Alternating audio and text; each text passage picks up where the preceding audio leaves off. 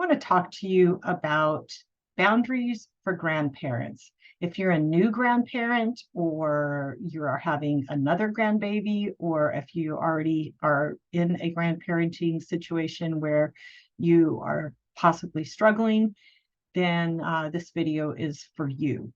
So let's just talk about the dynamics of that. So always want to remember that we had our own children and we had the opportunity to raise them how we saw fit. So this is an opportunity to enjoy these grandchildren, not raise them. They are not ours. They belong to our child and our in-law, whether that's a son or a daughter-in-law. And we have the opportunity to enjoy them without having to raise them. So basically, you want to offer your assistance to say, look, I'm willing to help in any way possible, maybe during the birth, afterwards, when the baby comes home, later on. I'll be happy to help. You just let me know what I can do. But do not be insulted if they tell you no. If they say, look, you know what, we're fine, we're gonna do this on our own, don't take that personal. Give them the space that they need. I remember being very, especially with my first one, just making it really about me and my husband having our baby home together. And I think that that is often something that is felt pretty strongly, especially by daughter-in-laws.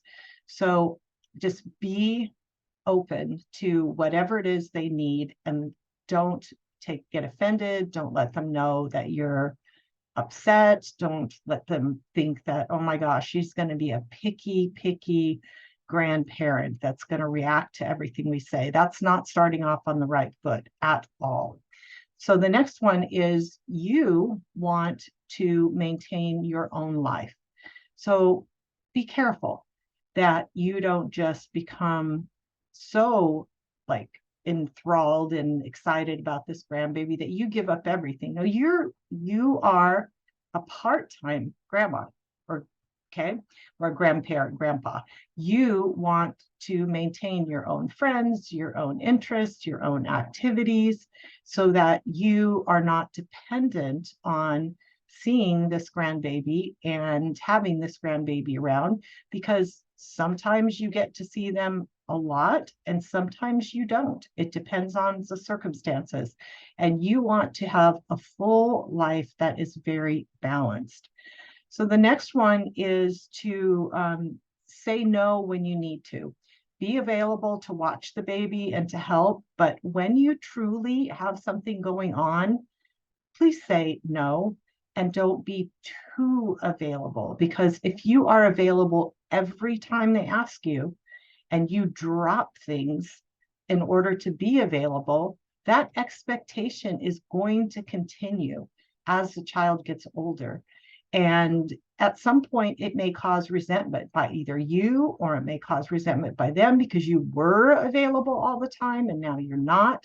So please just be willing to say no when you need to say no. Set that precedent. You want to overlook little things that happen. You don't want to make big deals out of little things. Just like you would with your in-law, with the grandparenting situation, let little things go. Let little slights go.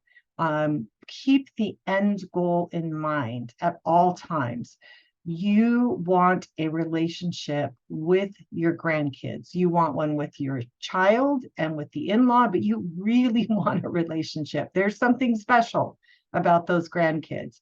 I'm a super busy person. I never thought that I would be as just busy and focused on my grandkids as I am, but there's just something special about those grandkids. So you want to keep your eyes on the prize. Let little things go in your relationship, and sometimes let big things go in your relationship with your kid and your in-law, to keep those grandkids in your life. And also, don't be selfish or exclusive and compete with the other set of grandparents. If you don't want to act like you own this grandkid and that you're jealous of when the grandkid gets to be with the other grandparents, because you'll set up a competition that has a negative tone, and you do not want to do that. You want to mind your own business. This is really important. Like I said, this is not your child to raise. This is your grandchild to enjoy. That is a huge difference. Keep that in mind. Do not lose sight of that.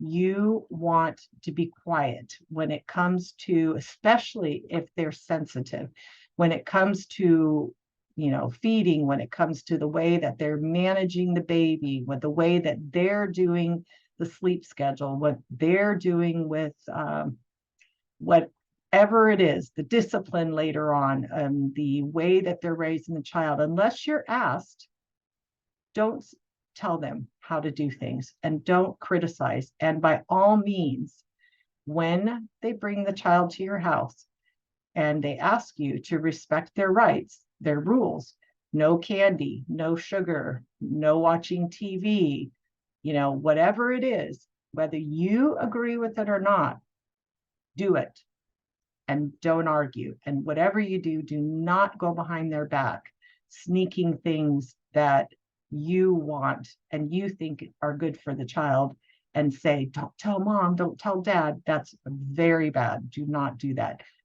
Just respect their rules, respect their desires. Like I said, this is their child.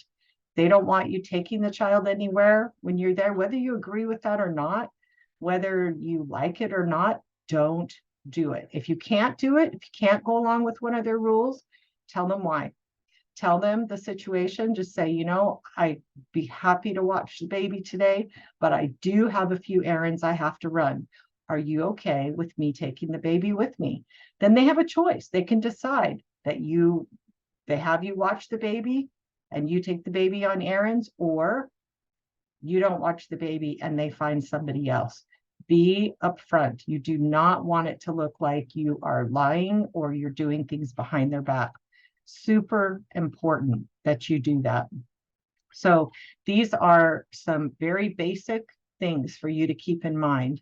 Okay, you want to offer your help but not be insulted when they say no.